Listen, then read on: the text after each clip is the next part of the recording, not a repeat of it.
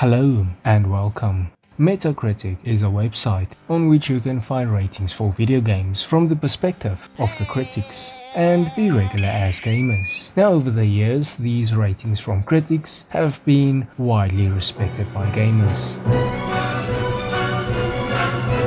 Okay, maybe not, but luckily we can rely on the regular ass gamer, which is why the user scores are the most trusted.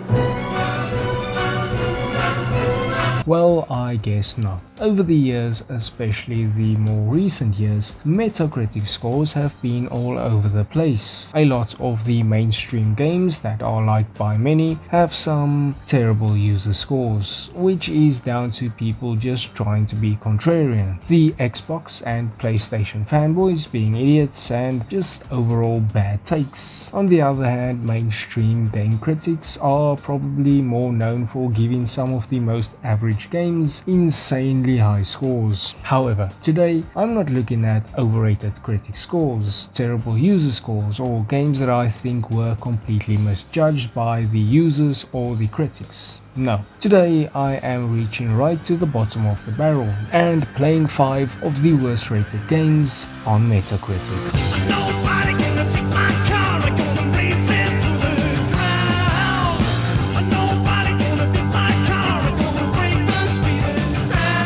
Rogue Warrior has a nice and juicy 28 critic score on Metacritic, but what is Rogue Warrior? Rogue Warrior is a game where you play as a guy called Dick Manchenko, who is a real person. I'm not joking, although I do not think this game is based on a real story. Rogue Warrior might be one of the worst games ever made, but it is the most unintentionally funny game ever made, and that is all thanks to the funniest, shittiest dialogue you ever heard. Drop dead, motherfucker, you fucking amateurs. Fuck this goddamn shit. The great leader must have a tiny dick. Sorry, motherfuckers, fuck. Fucking wind is so cold it'd freeze the balls off a fucking polar bear. Goddamn cock breath coming, motherfuckers. And yeah, if you recognize the main character's voice, it's because it is the voice of famous actor Mickey Rourke, who starred in movies like The Wrestler, Sin City, and Iron Man 2. And my goodness, he nailed his performance, as most of the time he sounds uninterested, except for the times he is absolutely losing his shit. It honestly sounds like most of the dialogue was recorded while Mickey Rourke was road raging on his way to work. Now, despite the unintentionally funny dialogue, this game has nothing to offer. The gameplay is awful. This is a first-person shooter with third-person cover shooting mechanics attached to it. The gunplay feels terrible. The guns do not feel any different from one another. Shots do not feel impactful. The hitboxes are not great, and the game just controls terribly. This is especially true for the cover shooting. Like I mentioned, when you are in cover, the game switches to a third-person perspective, which would be okay if it controlled fine, but it doesn't. The game just doesn't feel responsive when trying to control Mr. Dick while in cover. When aiming around corners, your aiming radius is very restrictive for some reason, which kind of defeats the whole purpose of taking cover, but whatever. Also, when you reload while in cover and the reload animation is not completed and you then move out of cover, the reload animation restarts. Small little things that make the game frustrating. When it comes to the enemies, the game is no better. There is basically no enemy variety, which is kind of okay given the game's length. However, the AI of these enemies are terrible. They do the same move over and over again and are very predictable because of it. For example, when they take cover, they will always look around the corner of their cover position. Then they will come out and shoot. It's clear that there was no thought in the enemy design, and it makes the already terrible combat feel even worse. Now I spent 2 hours in this game, which means I should be nearly finished with it,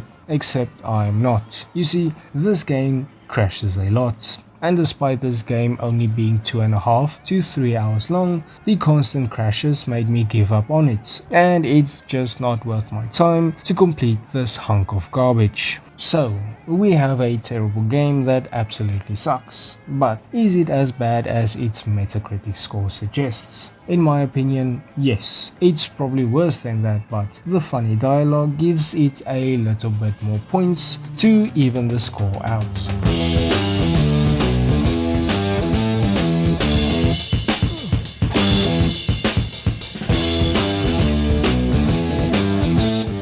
From a movie franchise I don't care about comes a game I didn't even know existed. Fast and Furious Showdown sits comfortably at a 22 critic score on Metacritic. Now, I can assure you that this game is neither fast nor furious. When your racing game has fast cars that control like tanks, you have a problem. And well, Fast and Furious Showdown has that very problem. The cars do not feel fast, a big problem for a racing game, and they feel heavy and sluggish to turn, which is why the cars feel so tanky. The racetracks are extremely bland. In some levels the tracks just loop around to give you the sense that they are longer than they actually are. It also doesn't help that the NPC AI sucks ass. In some levels the cops just kind of drive around and don't even try to take on the player. There is the vault level in which you and your partner are attached to a vault, dragging it through the roads, but your partner's AI is so shit that they constantly crash, causing you to slow down. And then there are the enemies with guns, which, much like the cops,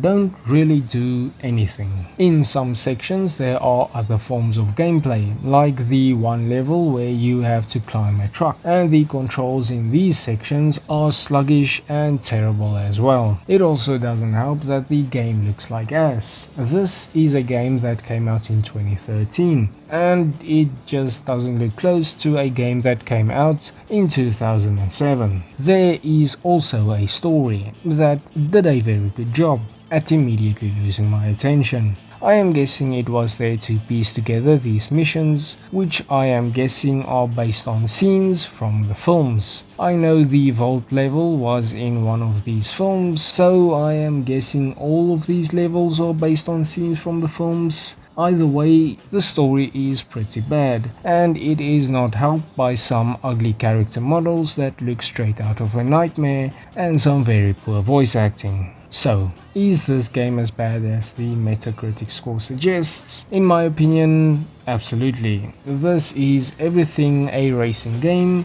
shouldn't be. Hush, hush, I thought I heard her calling my name now. Hush, hush, she broke my heart, but I love her just the same now. Hush, hush. Alone in the Dark Illuminations has a very spicy 19 critic score on Metacritic, and well, this game did a great job at pissing me off. The other two games I played before this one were just bad and unintentionally funny at times, but this game is just terrible and tedious, so let's get into why. This game has some awful gameplay. The combat in this game has no weight or impact at all. Enemies have no impact animations, which makes the combat feel even less impactful. And the animations for the enemies and character overall are very clunky and stiff. The camera is another big issue, as this is a third-person game in which the camera might as well be up your player's ass. Just look at this shit. This is not cinematic, it's just annoying. Having a camera that's this close to the character restricts the player's view and makes it uncomfortable to turn around. Now, the enemies are a very big issue. I mentioned the terrible animations and the lack of them, but there are some other issues as well. First off, the enemies can only be killed when exposed to light, which could be a good concept, but is executed poorly in this game. Enemies are also damage sponges, which is another great element that decreases the fun factor of this game. Finally is the lack of variety in the enemies, and the disappointingly minimal amount of attacks that these enemies have. In addition to all of this, the game endlessly spawns these shitty enemies, which ruins the whole purpose of killing them in the first place. What's the point of wasting time gunning them down if they just respawn at the exact same pace you kill them? The missions are very bad as well, as this game gives you the most boring busy tasks imaginable. It offers nothing of value, and when combined with the endlessly spawning shitty enemies, you have a recipe for some of the most boring missions in video gaming. For the time, the graphics of this game is absolutely terrible, and the sound design in this game is just plain bad. Now, this game did a good job at frustrating me, not because it was challenging, but because of how bad it was made. Is the critic score of 19 accurate? Well, I would say yes, it is.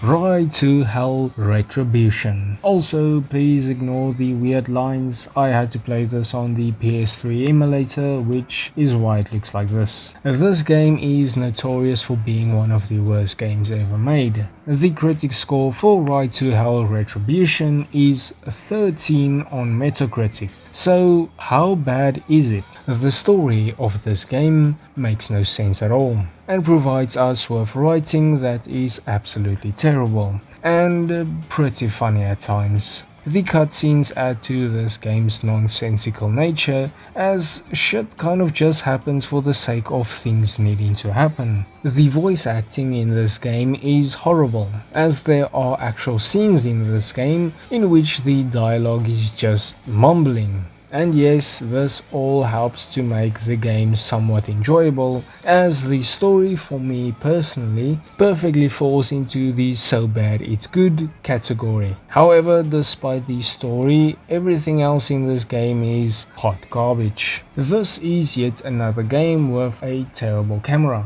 even though it's not as bad as Alone in the Dark. But it has its own issues, as it will sometimes just bug out, and other times it can't keep up with the player. The gameplay is, as you would expect, pretty shitty. Combat exists, the gunplay and hand-to-hand combat feels weightless and sloppy, aiming in this game is absolutely terrible, the enemies are damage sponges, and the enemies with hockey masks require something like 12 headshots to kill, which is absolutely dumb. It also doesn't help that the enemy AI just doesn't work. They just kind of run around and sometimes will just lose interest and stop fighting the player, and will go back to their idle animations. The levels are empty. There are actual times where you are like in a town or city area in which there are 3 other NPCs that can be seen. The levels themselves are simplistically designed, especially the motorbike levels. Now, the motorbike levels are special, as the motorbike mechanics just doesn't seem to work. The bike controls like a tank, meaning that the few bends and turns these levels have, you will most likely be crashing into the walls of these bends. And then there is the bike combat, which revolves around enemies not so subtly spawning next to the player, and then just button mashing until a shitty takedown animation takes place. And finally, we have the terrible sound design and music. There is one song in this game that plays over and over again, and it sounds like it was made by 2 teenagers who just learned how to play instruments. It is just such an annoying and repetitive song. Overall, this is a soulless game. Nobody who worked on this game gave a shit about it.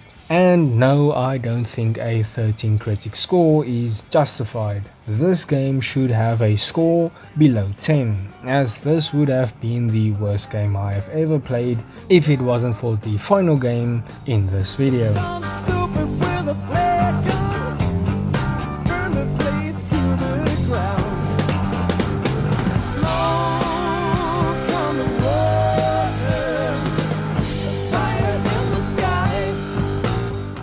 Big Rigs Over-the-Road Racing is the worst rated game on Metacritic with an impressive 8 critic score. Now, how do I review a game that barely even counts as a game? I beat this game in 12 minutes. Yes, 12 minutes. And even that was way too much time I spent on this game. This game feels like a pre-alpha version of a Flash game. I recently played a pre-alpha test for a game called Benedictus Defying Fate, and that game had way more content in its first enemy encounter than this pile of shit has overall. First off, this game doesn't work. It is buggy as hell, and again, this game doesn't have much to offer at all, and yet it is very buggy. There is no collision with anything except the ground. Yes, the only thing that has collision is the ground, meaning you can drive through buildings and bridges.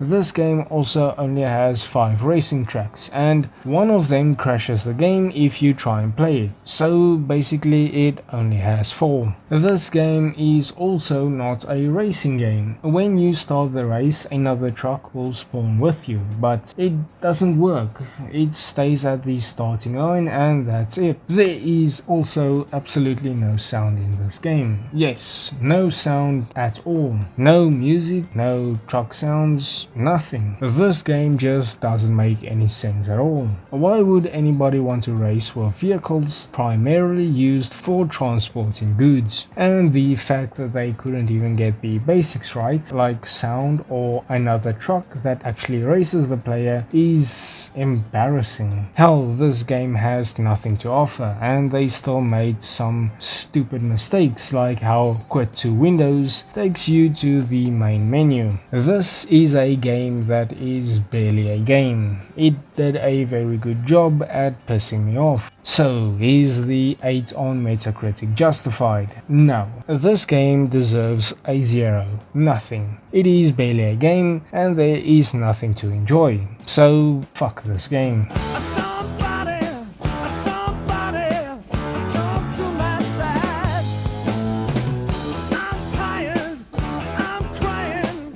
Did I expect any of these games to be good? Well, no. But I do believe these games deserve a special place in hell for making me appreciate games like Assassin's Creed Odyssey. And I don't want to appreciate Assassin's Creed Odyssey. So, fuck you. What was the point of this video? Well, maybe I thought it would be fun or interesting to play through these shitty games. Or maybe it was about the adventure and the shitty games we experienced along the way. Or something, I don't know. Thank you for watching, bye bye.